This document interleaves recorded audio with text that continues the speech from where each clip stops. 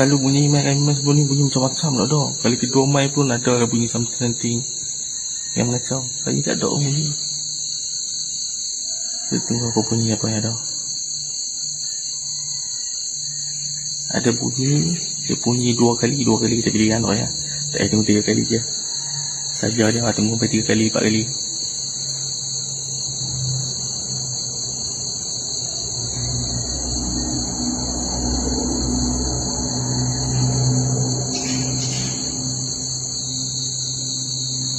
Tengok ni apa akan jadi.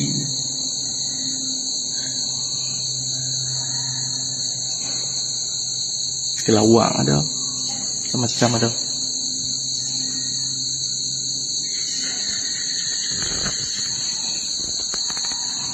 Tunggu yang apa ada. Ni bagian ni. Ni something lah belakang-belakang ni.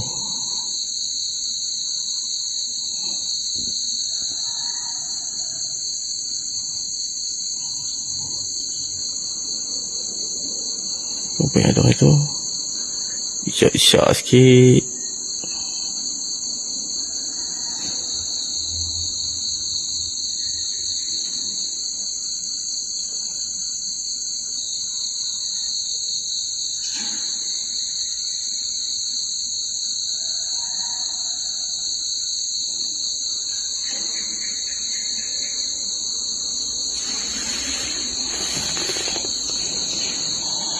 Malam lagi.